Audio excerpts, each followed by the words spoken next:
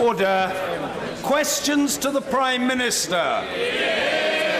Paula Sherriff. Question number 1, Mr. Speaker. Thank you, Mr. Speaker. This morning I had meetings with ministerial colleagues and others.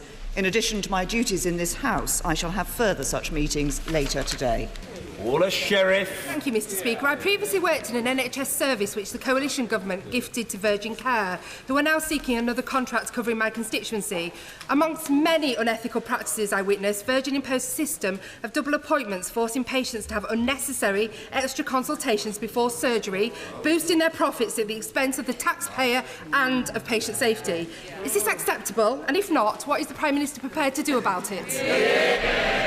Well, of course, what we want to see in the provision of local services is the best services possible for local people. But the Honourable Lady talks about outsourcing of services in the NHS. I have to say to her that the party that actually put greater privatisation into the NHS was not this party, it was the Labour Party.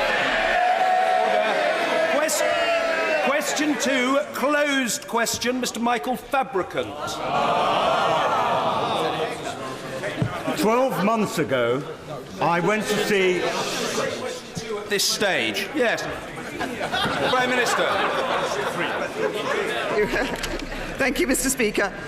The West Midlands economy, I have to say, is in a very positive position at the moment. I'm very pleased to say that since 2010, nearly 200,000 more people are at work there, 42,000 new businesses. I saw the strength of the economy when I was in Birmingham last week. Of course, we're giving the West Midlands new powers with the devolution deal and the election of a mayor, and I have to say that Andy Street, with his business experience and local experience, would be a very good mayor for the West Midlands. Mr. Michael Fabricant.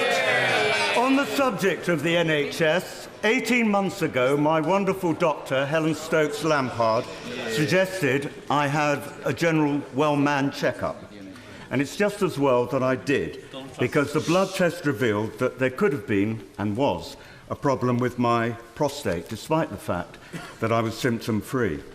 I was immediately referred to the Queen Elizabeth Hospital in Birmingham, who are simply wonderful, and after a period of surveillance, I had a prostatectomy back in June.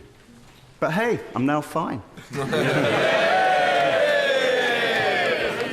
I want to thank the whole team at the QE, including my surgeon, Alan Doherty, and my excellent specialist prostate nurse, Richard Gledhill, who gave me practical advice. But in the next 10 years, there will be a real shortage of specialist prostate and urology nurses, as many are due for retirement. So may I ask the Prime Minister, what can the government do to avert a shortage of these much-needed nurses? Well, Can I say to my honourable friend that a whole House is pleased to see him back in his position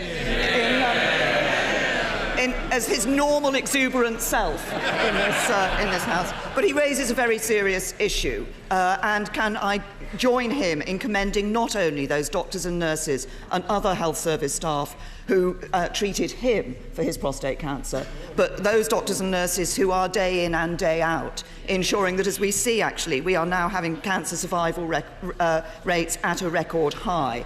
The government is putting more money into awareness of cancer problems, and we will look at the training of nurses. There are 50,000 nurses in training, and we'll continue to make sure that the specialisms are available to do the work that is necessary in the health service. Jeremy Corbyn. Thank you, Mr. Speaker. I too join the Prime Minister in wishing the member for Lichfield well, and obviously hope the treatment he got is the same treatment that everybody else got, because we want good treatment for everybody in our society. It's not controversial. I'm just wishing him well. Is that okay?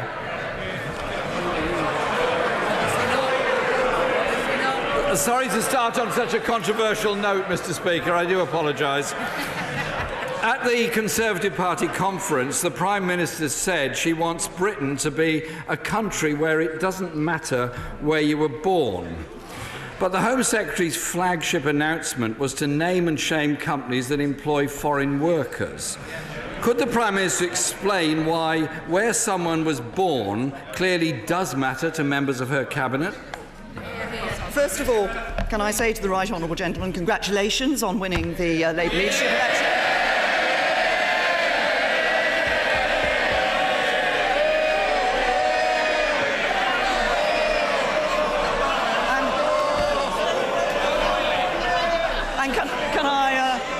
I welcome him back to his place in this House as his normal self? Can I say to him that the policy that he has just described was never the policy that the Home Secretary announced? There was no naming and shaming, no published list of foreign workers, no published data. What we are going to consult on is whether we should bring ourselves in line with countries like the United States of America, which collect data in order to be able to ensure that they're getting the right skills training for workers in their economy. Mr. Speaker, I am most grateful to the over 300,000 people that voted for me to become the leader of my party.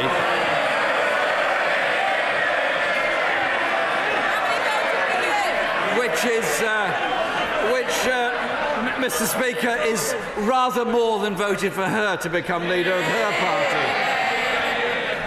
She seems to be slightly unaware of what's going on. First, the Home Secretary.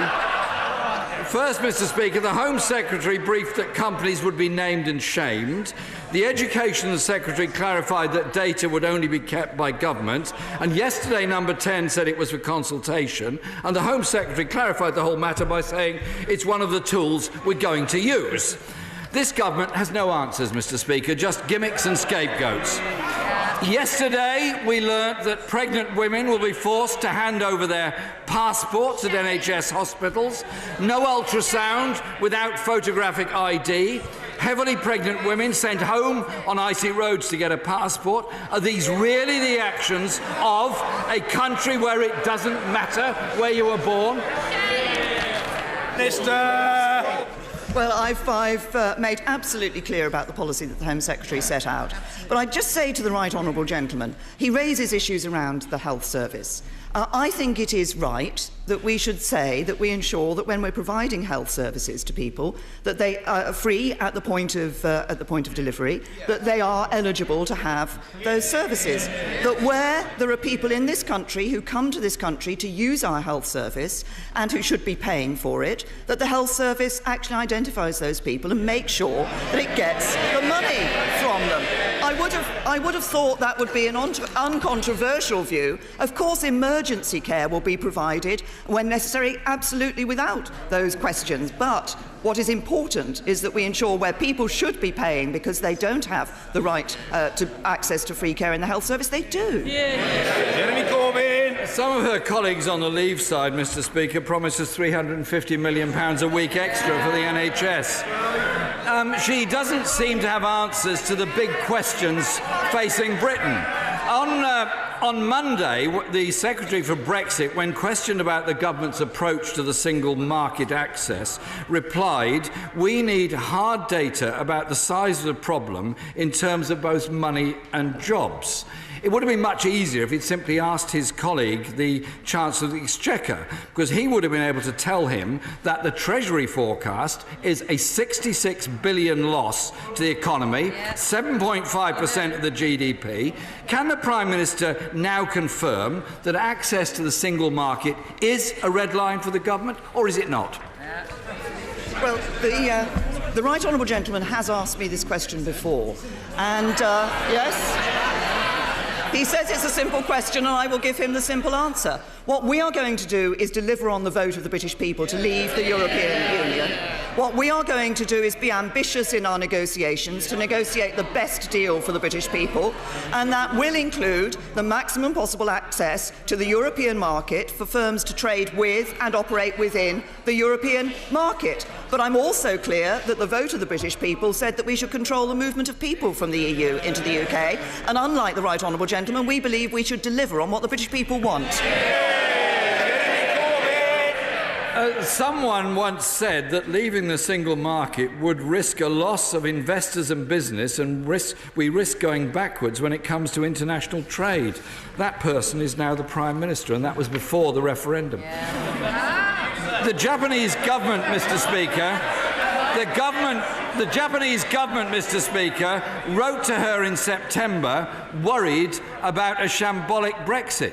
Many Japanese companies are major investors in Britain, such as Nissan in Sunderland, which has already halted its investment. 140,000 people in Britain work for Japanese-owned companies. They've made it clear that those jobs and investment depends on single market access. What reassurance can she give to workers today desperately worried about their future, their company and their jobs? First of all, say to the right honourable gentleman that the biggest vote of confidence that we had in Britain after the referendum vote came was £24 billion investment from a Japanese company, SoftBank, in taking over Arm. But secondly, in relation to what we're doing in our negotiations, he doesn't seem to get what the future is going to be about. The UK will be leaving the European Union. We're not asking ourselves what bits of membership we want to retain. We're saying what is the right relationship for the UK to have to the maximum benefit of our economy and citizens of this country. Jeremy Corbyn.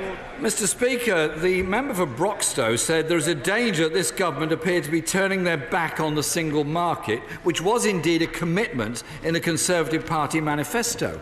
The reality is that since the Brexit vote, the trade deficit is widening, growth forecasts being downgraded, value of the pound down 16%, an alliance of the Chamber of Commerce, Confederation of British Industry, British Retail Consortium and Trade Union Congress have all made representations to the Prime Minister demanding clarity. Is the Prime Minister really willing to risk a shambolic Tory Brexit just to appease the people behind her? What the Conservative Party committed to in its manifesto was to give the British people a referendum on whether to stay in the European Union. We gave the British people that vote. They have given their decision. We will be leaving the European Union, and in doing that, we will negotiate the right deal for the UK, which means the right deal in terms of operating within and trading with the European market. That's what matters to companies here in the UK, and that's what we're going to be ambitious about delivering. Jeremy Corbyn. Mr. Speaker, the Right Honourable Member for Rushcliffe often has a mot juste to help us in these debates. And he simply said, I want to hear about the Right Honourable and Learned Member for Rushcliffe. very long way, Mr. Speaker, and what he said was, in his own inimitable way, the reason the pound keeps zooming south is that absolutely nobody has the faintest idea what exactly we're going to put in place. We on these benches do respect the decision of the British people to leave the European Union. But this is a government that drew up no plans for Brexit, that now has no strategy for negotiating Brexit, and offers no clarity, no transparency, and no chance of scrutiny of the process for developing a strategy. The jobs and incomes of millions of our people are at stake. The pound is plummeting, business is worrying, and the government has no answers. The Prime Minister says she won't give a running commentary. But isn't it time the government stopped running away from the looming threat to jobs and businesses in this country and the living standards of millions of people? Unlike the Right Honourable Gentleman, I'm optimistic about the prospects of this country once we leave the European Union. I'm optimistic about the trade deals that other countries now actively are coming to us to say that they want to do with the United Kingdom. And I'm optimistic about how we will be able to ensure that our economy grows outside of the European Union. But I have to say to the Right Honourable Gentleman on this issue, Labour didn't want a referendum on this issue. We gave them, the Conservatives gave them a referendum.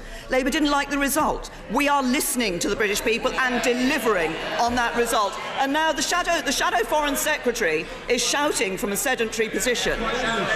The Shadow Foreign Secretary wants a second vote. I have to say to her, I would have thought that Labour MPs would have learnt this lesson.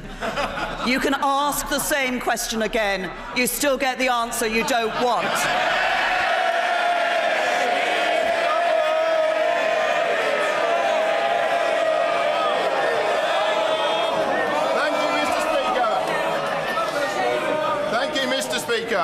Despite several rounds of European regional development funding, the Cornish economy continues to lag around 30% below the UK average. Does the Prime Minister agree with me that Brexit provides us with the opportunity to develop our own economic programme that will be less bureaucratic, more effectively targeted and offer better value for money for the taxpayer? And will she confirm that her government will continue to invest in the poorer regions of our country, such as Cornwall, once we leave?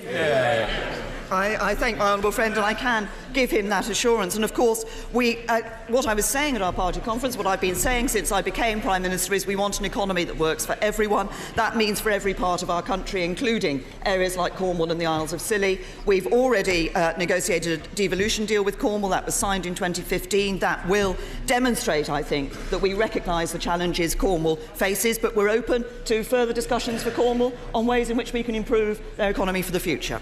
Angus Robertson.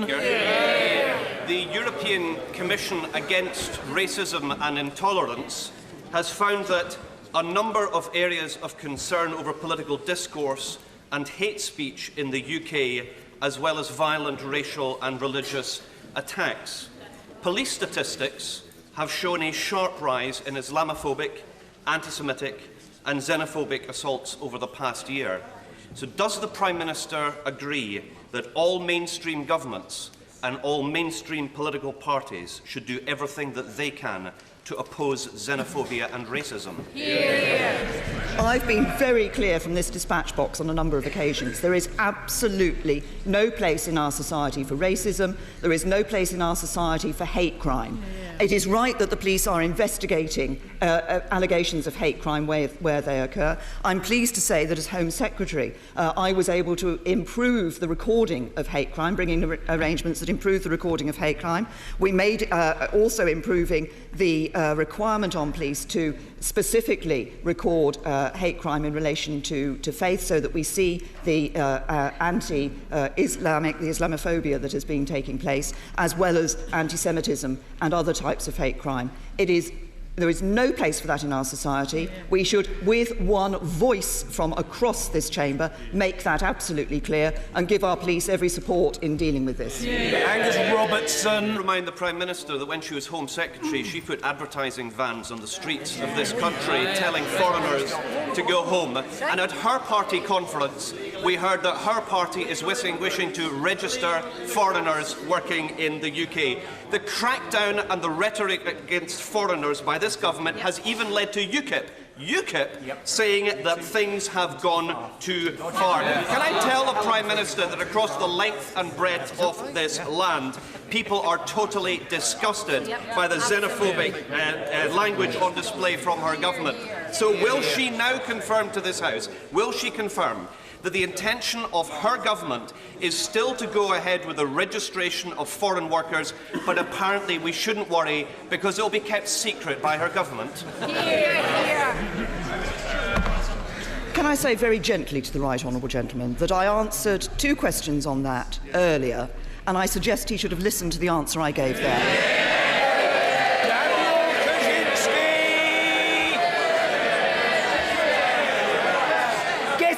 Mr. Kaczynski, your moment has arrived. We have empowered local doctors to take real leadership over important reconfiguration proposals. In Shropshire, 300 doctors, surgeons and clinicians have been working on a vital reconfiguration of A&E services in Shropshire and in Wales. When they make their decision later this month, it is very important for government to back them and provide the capital funding required for this vital change to enhance patient safety. I think the honourable gentleman is raising an important point, because the configuration of services in his constituency and for others across this House is obviously a significant issue. A&E provision, I'm pleased to say, we're actually seeing more people being treated in A&E today. We will, of course, look at the proposals that come. The point about the way this is being done is it's for local people to be able to have their voice heard and for decisions to be taken that reflect the needs in a particular local area. We all want to see A&E services. They're a vital service, and I would just like to pay tribute to all those who work in A&E hospitals across the country. Meg Hillier. Mr. Speaker, the Public Accounts Committee and the Controller and Auditor General have both warned that the NHS budget is not sustainable. When is her government going to wake up to the reality of growing demand and avoid the political rhetoric and set a sustainable NHS budget for this year and for the future? The government took a very simple approach to this. We asked the NHS themselves to propose their 5-year plan for the NHS. We asked them how much money they required. They said 8 billion. We're giving them 10 billion, more than the NHS said. Funding in the NHS is at record levels. The only place where funding in the money for the NHS is being cut is under a Labour administration in Wales. David Burrows. A young man with Asperger's syndrome awaits extradition to the United States facing charges of computer hacking and is then likely to kill himself. It sounds familiar. He's not, of course, Gary McKinnon, who was saved by the Prime Minister, but Larry Love, who faces, in effect, a death sentence. So when the Prime Minister introduced the Forum Bar to, in her words, provide greater safeguards for individuals, surely she expected it to protect the vulnerable, like Gary McKinnon, like Larry Love. The honourable gentleman, my honourable friend, obviously campaigned long and hard for Gary McKinnon, and obviously I took that decision because at that time it was a decision for the Home Secretary to decide whether there was a human rights case for an individual not to be extradited. We subsequently changed the legal position on that, so this is now a matter for the courts. There are certain parameters that the courts look at in terms of the extradition decision, and that is then passed to the Home Secretary, but it is for the courts to determine the human rights aspects of any case that comes forward. It was right, I think, to introduce the Forum Bar to make sure that there was that challenge for cases here in the United Kingdom as to whether they should be held here in the United Kingdom. But the legal process is very clear, and the Home Secretary is part of that legal process. Lennon Coker. What does the Prime Minister say to British steelworkers who've lost their jobs or whose jobs are threatened, given the news that French steel is to be used for the new replacement Trident submarines? Is that what she means by being a party of the workers? Well, I have to say to the right honourable gentleman that we recognise the concerns of British steelworkers. That is why the government has been, under my predecessor, and is continuing to work to ensure that we can do what we can to promote and encourage and retain a steel industry here in the United Kingdom. A number of measures have been taken. If he was in the chamber earlier, he'll have heard my honourable friend setting those out in Scottish Questions. Mr. Philip Holloway. Doctors and nurses at Kettering General Hospital are treating a record number of patients with increasingly world-class treatments. Yet, despite being located in an area of rapid population and housing growth, due to an historic anomaly, the local clinical commissioning groups are amongst the most relatively underfunded in the whole country. What can my right honourable friend, the Prime Minister, do to help address the situation? As my honourable friend says, I mean, of course we want to make sure that patients are experiencing the same level of high-quality care wherever they are, regardless of where they live and wherever they are. And that's why I understand that the funding for my honourable friend's local clinical commissioning group this year is being corrected to more accurately reflect the level of need that there is in local health need. And that's an investment of over £757 million that will be going into his local area. I think that shows the intention that the government has to ensure that we see that health service that is working for everyone across the country. But of course we can only do that with the economy to back up that NHS. Dr. Alistair MacDonald. Thank you very much, Mr. Speaker. The Prime Minister will be aware that a soft border between Northern Ireland and the Irish Republic was vital in boosting the economy of Northern Ireland. Does the Prime Minister understand the confusion that is set in and that many of us feel? On going forward, on the one hand, the government defines the intention to tightly control free movement of people and labour, yet on the other hand assuring us that that border between Northern Ireland and the Republic will continue to be open. Does the Prime Minister see the contradiction for many of those who are directly affected and whose jobs are affected in that? Well, I have been clear, the Secretary of State for Northern Ireland has been clear, the Taoiseach has also said that on both sides of the border. We don't want to see a return to the borders of the past. I think it's worth reminding the House that actually the Common Travel Area has been in place since the 1920s. So it was there well before we were both members of the European Union. We are working together with the Government of the Republic, and obviously I've had discussions on this with the First Minister and the Deputy First Minister in Northern Ireland. We want to ensure, as I say, that we don't see a return to the borders of the past. Andrew Stevenson. Thank you, Mr. Speaker. Thanks to the government's growth deal, the £32 million transformation of Briarfield Mill in my constituency gets underway this week, giving a new lease of life to the largest redundant mill complex in Lancashire. Can I thank the Prime Minister for her support and commend Pendle's other bids in the latest round of the growth deal as a great way to build a country that works for everyone? Can I commend my honourable friend on taking his opportunity to support the bids that have been put from Pendle. He's absolutely right that the money that has been put in has enabled this growth like Briarfield Mill to be unlocked as local projects. We've seen £250 million committed to the Lancashire Local Enterprise Partnership, £2.8 billion to the Northern Powerhouse through the Local Growth Fund, and the latest round of funding is worth up to £1.8 billion, with good bids coming in from the local LEPs. So we're assessing the proposals, including those from Pendle, and they will be looked at with the seriousness which my honourable friend would expect. Liz Saville-Roberts. Diolch yn fawr iawn, Lefarydd. This is the first Christmas Hayley Aldirmaz of Pwllheli won't see her husband Hassan. They've been together for 10 years and married for over 4 with 2 young children. It's evident they're in a long-term relationship, but Hayley's Turkish husband was refused a spouse visa in 2012 because she earns less than the Home Office threshold of £18,600. Indeed, half the full-time workers of Dwyfor Meirionnydd earned only £293 a week, or less, last year. And this, I might say, compares with the Prime Minister's own constituency, where the median salary was £571, almost £30,000 a year. Can the Prime Minister explain why living in Dwyfor Meirionnydd means Hayley has less chance of a family life, a proper family life? And would she please help unite the family this Christmas?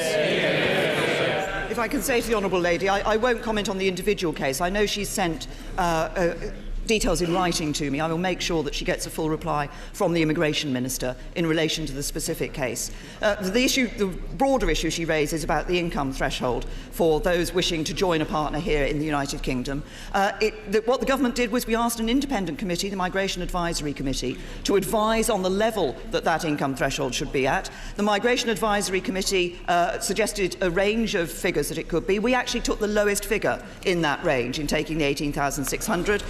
They recommended that because it's the level at which a British family generally ceases to be able to access income-related benefits and to be able to support themselves and integrate into society. And we believe it's important that people coming here are able to support themselves. James Cartledge. Thank you, Mr. Speaker. My constituents were delighted to learn this week that Gainsborough's House, which is a unique museum and art gallery based in the very building where Gainsborough was born in Sudbury, is to receive almost £5 million of National Lottery funding to become a national cultural attraction.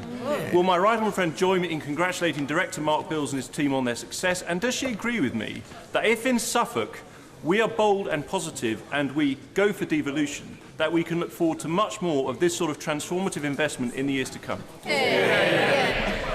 Can I join my honourable friend in commending all those who've been involved in the bid at Gainsborough House, and the future. Many people will enjoy visiting Gainsborough House in the future as a result of the work that's going to be able to be done. I know the importance of the Heritage Lottery Fund. It supported the excellent Stanley Spencer Gallery in my own constituency, so I've seen the impact that it can have. He's absolutely right. The point about the devolution deals is people coming together with that ambition for their local area can generate that sort of transformative investment that he is talking about, and of course Suffolk is looking at the sort of deal that they might wish to have locally. Ben Bradshaw. With Russian and Assad regime warplanes bombing civilians in Aleppo at an unprecedented rate, will she join France in calling for those responsible for these war crimes to be referred to the International Criminal Court? And will she re-examine with allies the feasibility of a no-fly zone to protect the Syrian people before it is too late? Well, we're very clear that It's for the courts to decide where war crime has been committed. We co-sponsored, it was May 2014, when we co-sponsored a UN Security Council resolution to refer those responsible for war crimes and crimes against humanity in Syria, regardless of affiliation to the International Criminal Court. Of course, that was vetoed by Russia and China. On the issue of a no-fly zone, this is an issue that has been addressed. People have looked at this a number of years. The scenes we see of the indiscriminate slaughter of innocent civilians are absolutely appalling. We want to see an end to that. But there are many questions about a no-fly zone. Actually, who is it there to protect? Would it lead to Assad bombing people in the expectation that they would then move to that zone? How would you actually enforce a safe area there?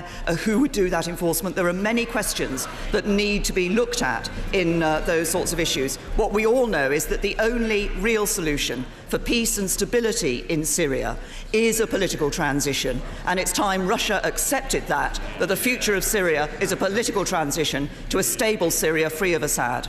Fiona Bruce. Mr. Speaker. At Middlewich High School in my constituency, the most vulnerable pupils and their families are impressively supported, pursuant to the school's motto of achievement for all. Will the Prime Minister confirm that under her plans for education, and in a country which works for everyone, parents can be assured that there will be the right school place for their child, whatever their ability? Well, I thank my honourable friend and for the example that she has shown of the work that is taking place in her constituency. The whole aim of the government's education policy is to increase the number of good school places, so parents can have the confidence that their child will have a good school place and they will have the school place that is right for them.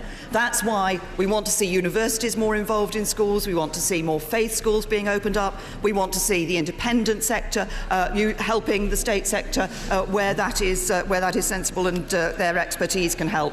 And yes, we do want to lift the ban, which currently says that one type of good new school cannot be opened. It's illegal to open a new good school that is a selective school. We want to remove that ban so that pupils of all abilities get the opportunity. Tim Farron. Thank you, Mr. Speaker. The Prime Minister appears to have made a choice, and that choice is to side with the protectionists and nationalists who have taken over her party as surely as Momentum has taken over the Labour Party. She has chosen a hard Brexit. She has chosen a hard Brexit that was never on anybody's ballot paper, and she has chosen to turn her back on British business in the process. As a result, petrol prices and food retailers have warned of huge price rises at the pumps and on the supermarket shelves in the coming days. So when will she put the interests of hard-working British people ahead of an extremist protectionism that absolutely nobody voted for? The Right Honourable Gentleman asks about who we're siding with. I'll tell him who this government is siding with. We're siding with the British people who voted to leave the European Union, and it's high time the Right Honourable Gentleman listened to the vote of the British people and accepted that's exactly what we're going to do. Victoria Prentis. Does the Prime Minister share my sadness that the majority of Banbury's babies cannot currently be delivered, as I was, in the Horton General Hospital? And will she join with me in putting any influence and any pressure we can on the Trust to encourage them to recruit the obstetricians we need to reopen our much-valued unit? Yes, I can say that I believe every effort is being made to fill the vacant obstetrics posts at the Horton General Hospital. I understand those mothers who are having a midwife-led delivery are still able to go to the Horton General Hospital, but for others, of course, they do have to go to the John Radcliffe Hospital in Oxford. Maternity services are important to people, and I believe the Trust is actively looking to ensure that it can fill those posts. What matters is a safe maternity service for mother and baby. Angela Eagle. I think many people across the House will be reassured that the government accepted the amendment to the opposition motion being debated later this afternoon, which guarantees that this House is able properly to scrutinise the plan for leaving the European Union before Article 50 is invoked. Can she tell us, will that scrutiny involve a vote? I have to say to the Right Honourable Lady that the idea that Parliament somehow wasn't going to be able to discuss, debate, question issues around